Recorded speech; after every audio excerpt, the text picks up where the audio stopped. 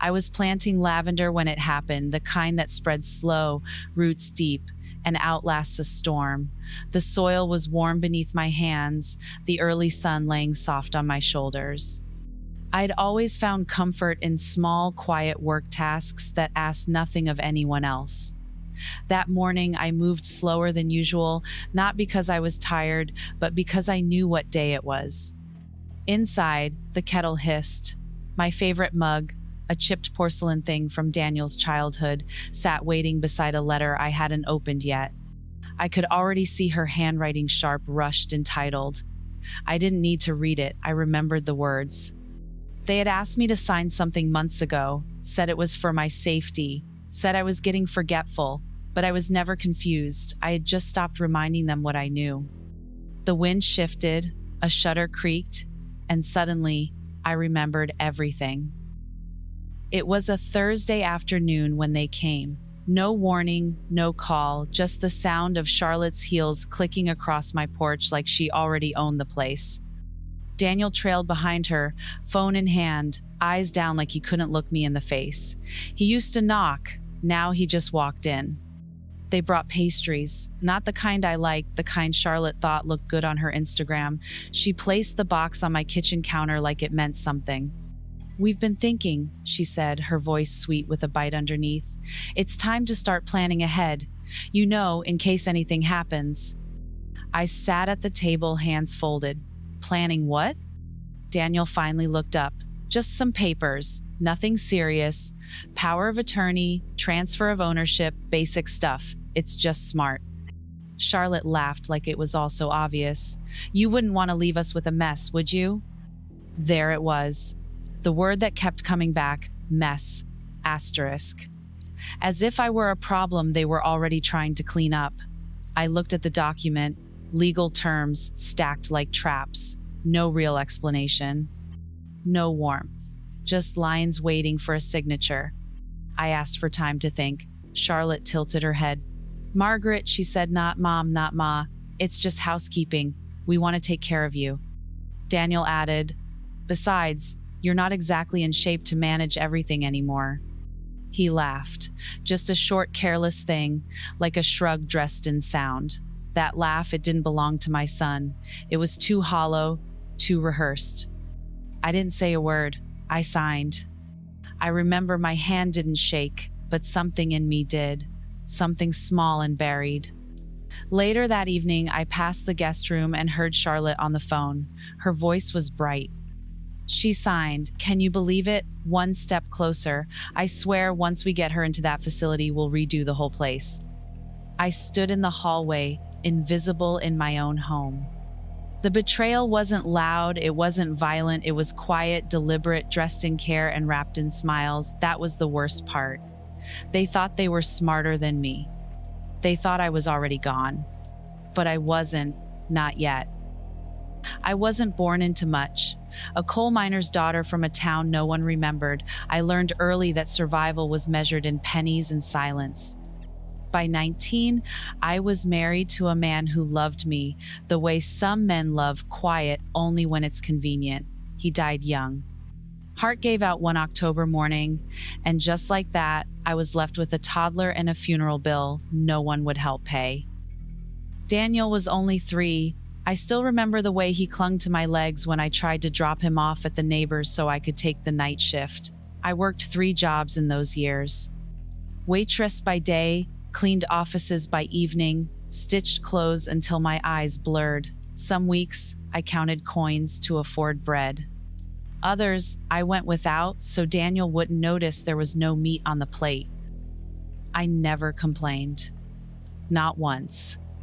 My pride was in the small things, watching him sleep in a bed I built, warming his hands with mine on bitter mornings, sewing patches on his school pants before he ever noticed the holes. On his 8th birthday, I sold my wedding ring to buy him a bicycle. It was red. He rode it down the street with the kind of joy that makes you forget how tired you are.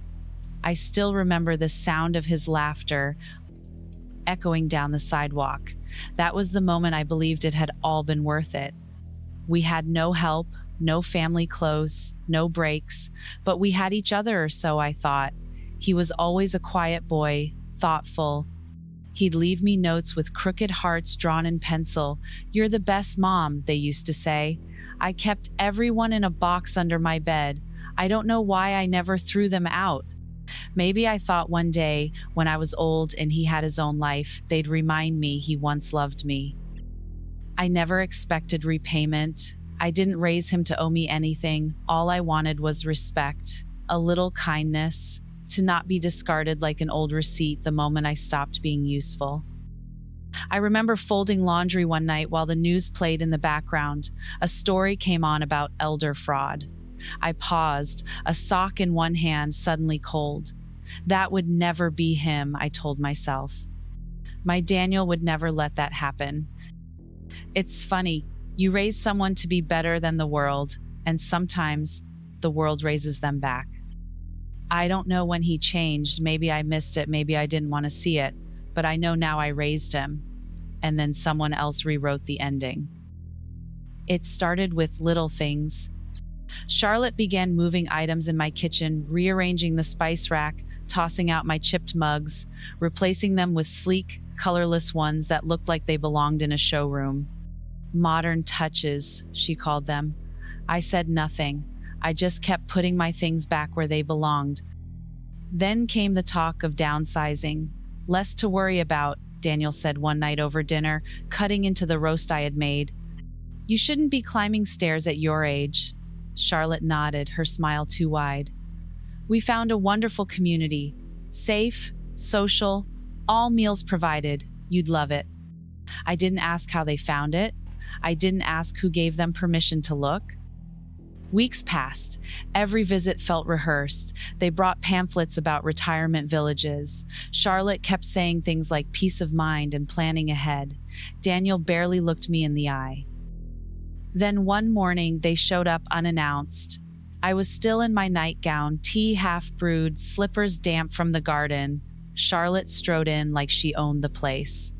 "We just need a quick signature today," she said, holding out a manila envelope. "The lawyer's expecting it." Daniel added, "It's a protective clause. Just transfers the title temporarily in case of medical emergencies. You'll still live here, of course."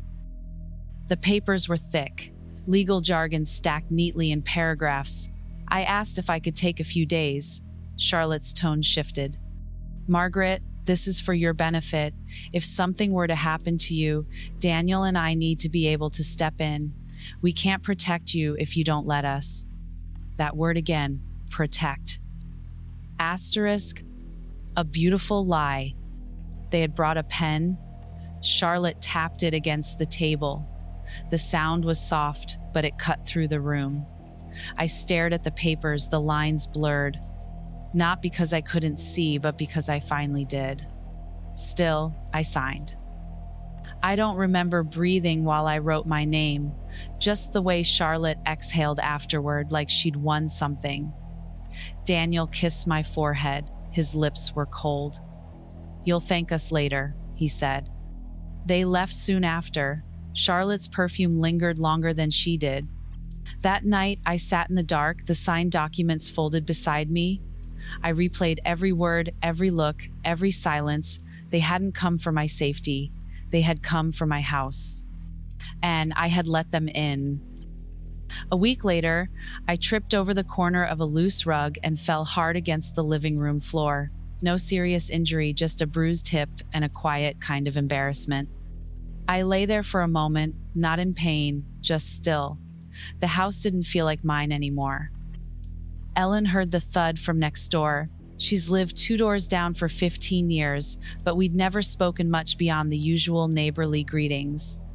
That day, she came rushing in without hesitation. "Margaret," she said, kneeling beside me, "let me help you. Not asterisk Mrs. Holloway. Asterisk.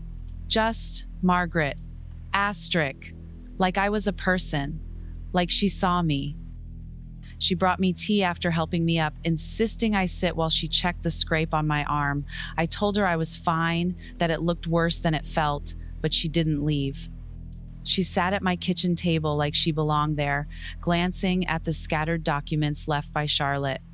"That your signature?" she asked gently, pointing to one of the pages. I nodded. Did you read it all? I hesitated. They said it was just in case. Her expression didn't change, but something sharpened in her eyes. Mind if I take a look? I let her. She flipped through the pages like someone who had done it before. I found out later she used to be a legal assistant. She retired 5 years ago, but you could still hear the edge in her voice when she read fine print. After a few minutes, she closed the folder slowly.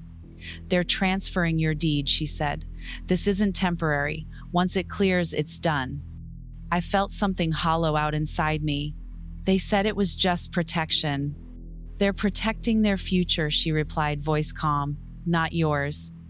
That evening, she returned with a notepad and a small black device. Recorder, she said.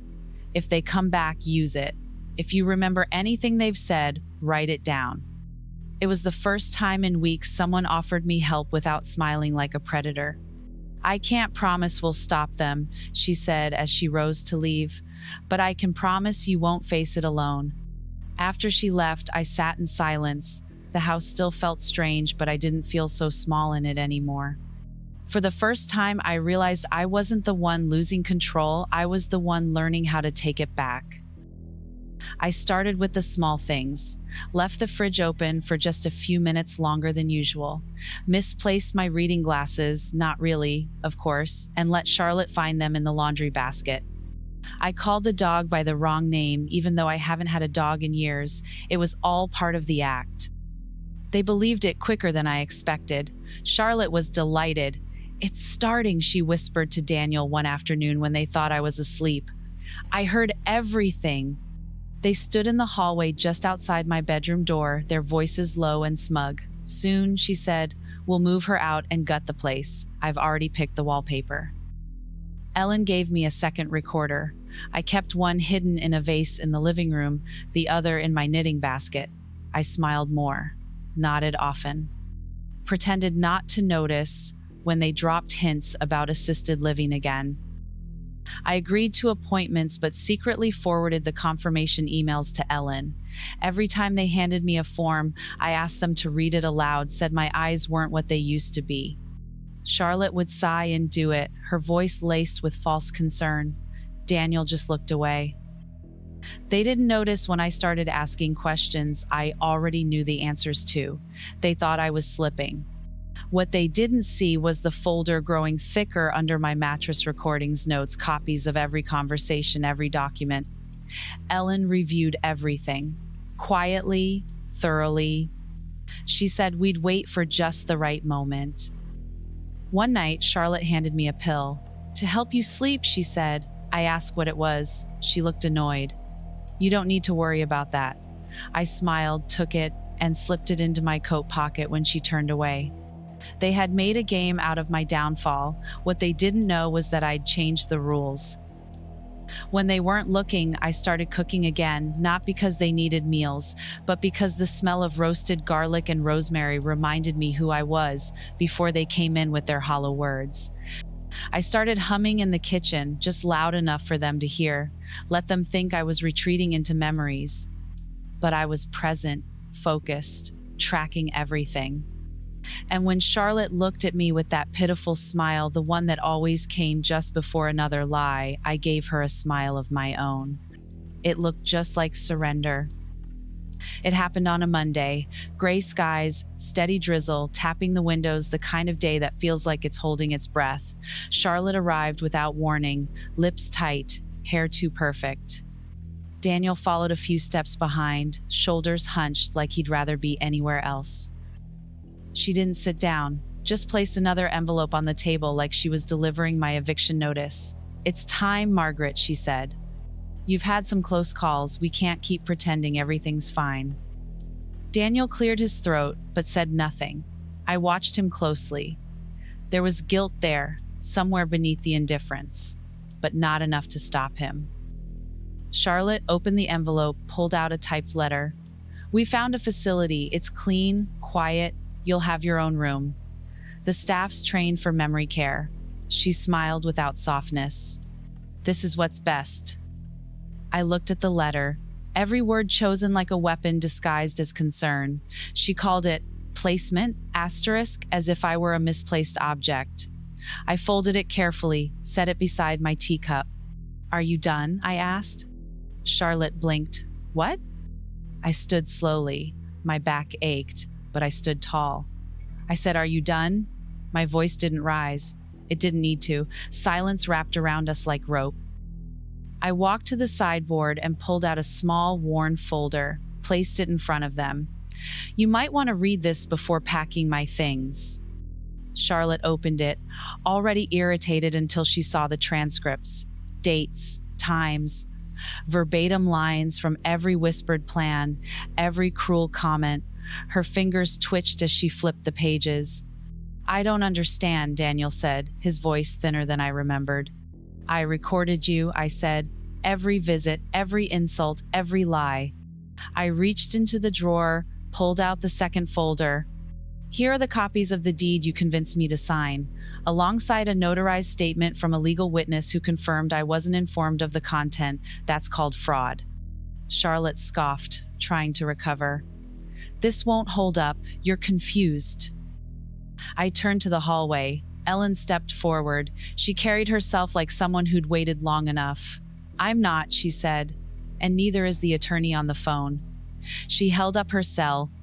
"We've submitted everything. The deed transfer is being reversed. Your power of attorney is suspended pending investigation." Daniel sat down hard. Charlotte didn't move. "I let you think I was slipping," I said, watching her, "but I've never been sharper." Charlotte's face crumpled at the edges, confusion giving way to rage. "You played us," she hissed. "No," I said, "you played yourselves. I just stopped playing along." She stepped toward me like she might yell, argue, claw something back. But I didn't flinch. I didn't even blink. "You thought silence meant weakness, that forgetting meant fading. But I was watching. Every word you said was a shovel, and all I did was hand you the dirt."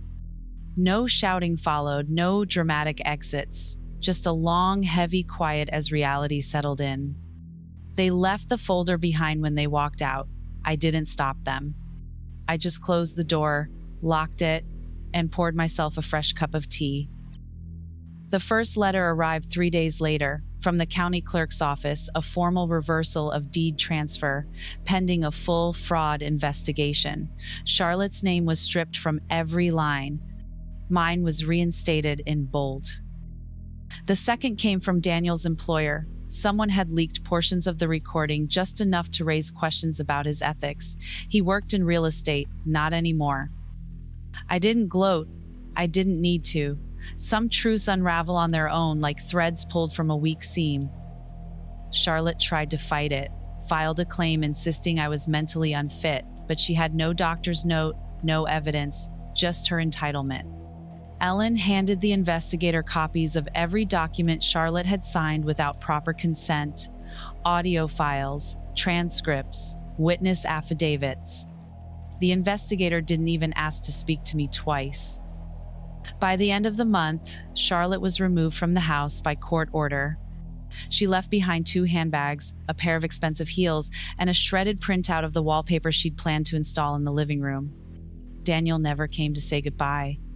I saw him from the upstairs window, pacing outside while movers carried boxes of Charlotte's things into the back of a rented van.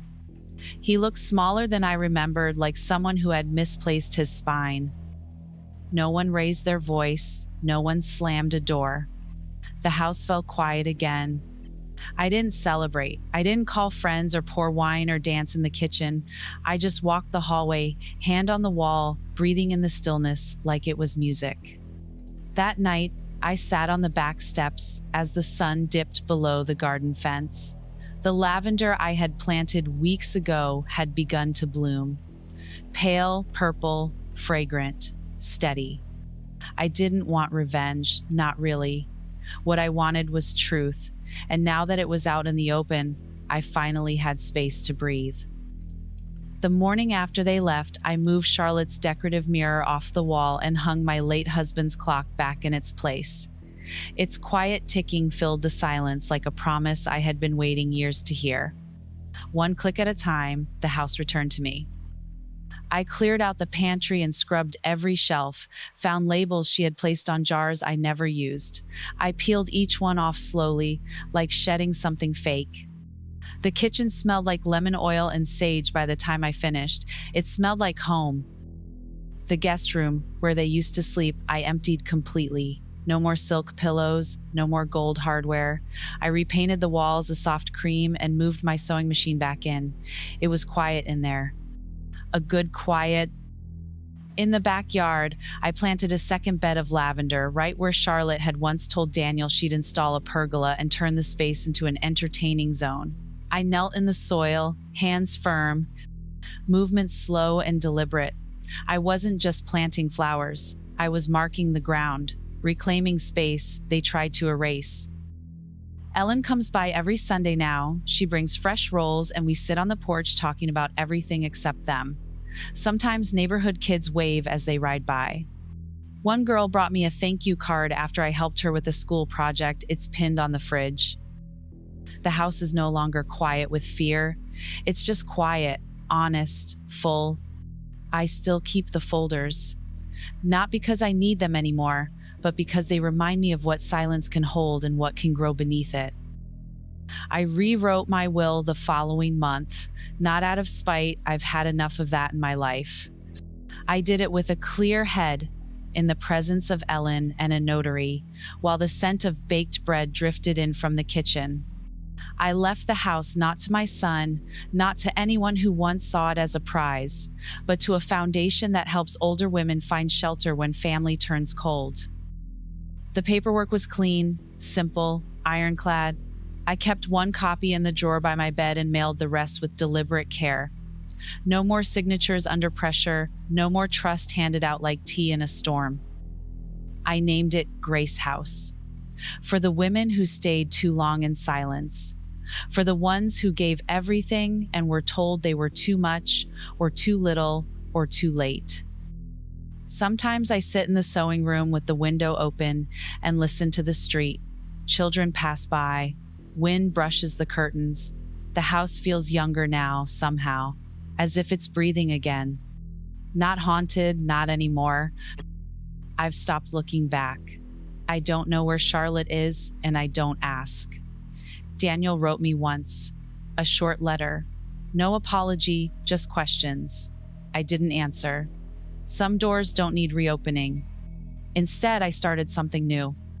There's a bench under the walnut tree now, beside the second lavender bed. I've engraved a small plaque beneath it. It reads, "For those who were told to stay quiet, sit here and remember who you are."